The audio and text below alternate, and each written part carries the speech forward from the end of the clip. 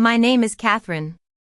The cold, harsh reality hit me like a thunderbolt as I sat across from Detective Thompson, my heart pounding in my chest, recounting the series of events that had plunged me into this nightmare. It was a far cry from the close-knit family life I once believed I had. I've always been a woman who believed in family. I grew up in a small cottage in the countryside, nestled between rolling fields and a meandering brook. My parents were simple, hard-working folks. My father was a man of few words but a heart full of love. He taught me the value of honesty and integrity, spending hours in the garden, showing me how to plant and nurture seeds. My mother, a warm and gentle soul, was the glue that held our family together. She would tell me stories at night, filling my head with dreams of a happy future. I met my husband, Edward, in the local town.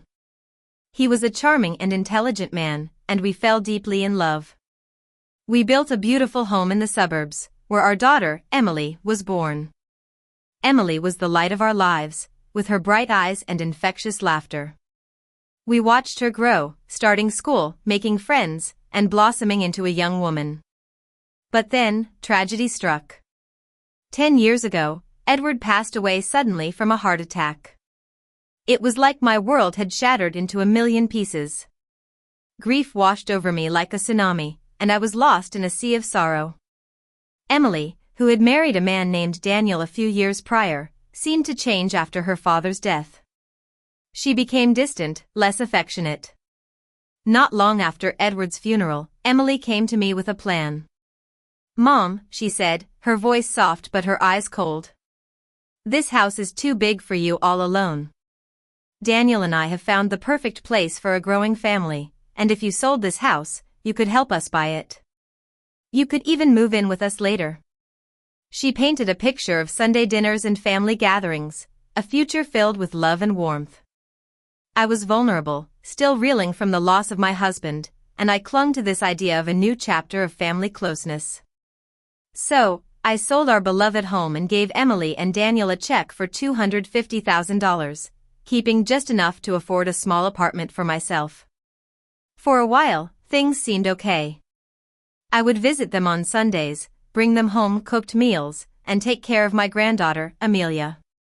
But as time went on, I started to notice small changes. Emily would answer my calls with an irritated sigh, and Daniel would barely look at me when I was in their house. I blamed myself, thinking I was being too much, too needy. Then came the night that changed everything. It was a regular family dinner, but the atmosphere was thick. Emily's mother-in-law, sitting across from me, suddenly said, "Our family comes first. You're always an outsider." I was stunned, my fork hovering halfway to my mouth. I looked at Emily, hoping she would defend me, but she just stared down at the table and whispered, "Mom, she's right." That was the moment I felt something inside me break. I forced a smile, thanked them for dinner, and left. As I walked out into the cold night, I realized that if I was no longer important to them, they were no longer the center of my world. I didn't know then just how much they had taken from me. The following days were filled with an eerie silence. 2 days after that dreadful dinner, there was no call, no apology. And then, when I logged into my bank account to pay a bill, I noticed that the balance was lower than I remembered. At first, I thought it was a mistake, perhaps a miscalculation or a higher than usual utility bill. But a faint unease settled in my chest. That evening, as I stood in my small, cluttered kitchen waiting for water to boil, I came across an old photo of Emily as a child. She was holding a bouquet of wildflowers, her face beaming with joy as she held them out to me. It made me wonder how the sweet little girl I had raised had become so distant and cold. On Friday, I received a call from Emily. Her voice was overly bright, like she was forcing a laugh.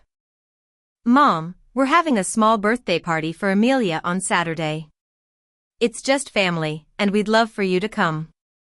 Part of me wanted to say no, but at the mention of Amelia, I agreed. I asked what time it would be, and she told me 3 o'clock, adding that I could come early to help set up. I told her I'd arrive at 3 o'clock.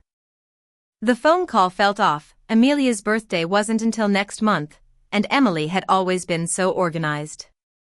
I baked Amelia's favorite chocolate cake the night before. Old habits die hard, even when you know they're not appreciated. The next day, I arrived at their house precisely at 3 o'clock. The driveway was empty, no balloons, no decorations. Daniel opened the door with a fake smile and welcomed me in.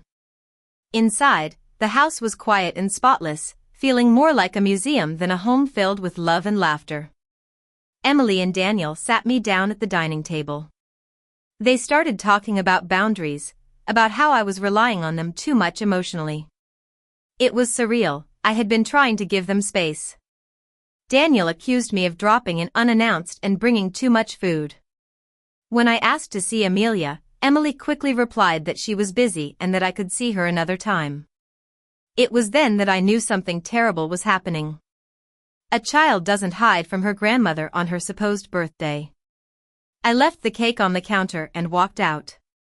The cold air outside slapped me awake, and I realized it wasn't about boundaries or food, it was about control. 3 nights later, when I went to pay my rent, I noticed something odd in my desk drawer.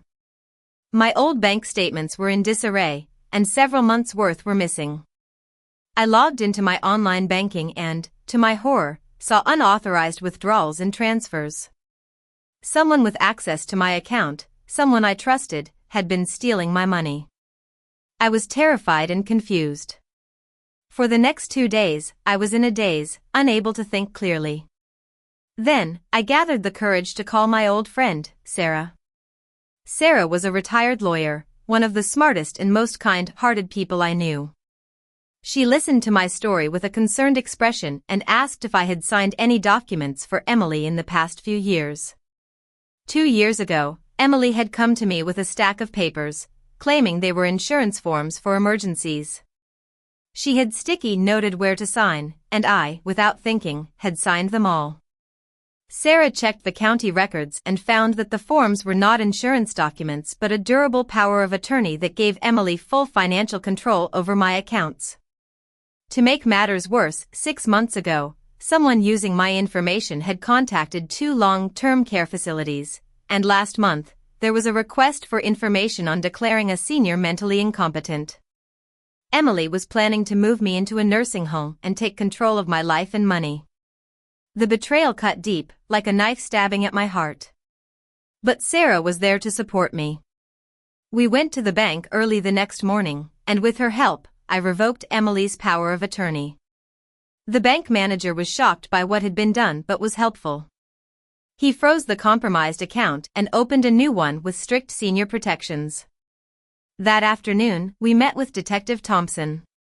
He listened intently as I told him everything: the fake birthday party, the missing statements, the unauthorized withdrawals, and the power of attorney fraud. He assured me that they would investigate and that I had done the right thing by coming forward. 3 days later, Emily and Daniel showed up at my apartment. Emily knocked softly, asking to talk, but I couldn't face her. An hour later, Daniel pounded on the door, shouting that I was being manipulated by Sarah. I sat on my sofa, hands folded in my lap, ignoring them. I had learned the difference between guilt and consequences, and I owed it to myself to protect my safety. 2 weeks passed, and Detective Thompson kept me updated. There would be restitution, probation, and a record of what they had done. It wasn't about revenge, it was about accountability. Slowly but surely, I rebuilt my life.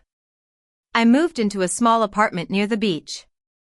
The sound of the waves at night lulled me to sleep, and I took up walking on the boardwalk every morning. I joined a senior book club and started taking watercolor classes on Tuesdays.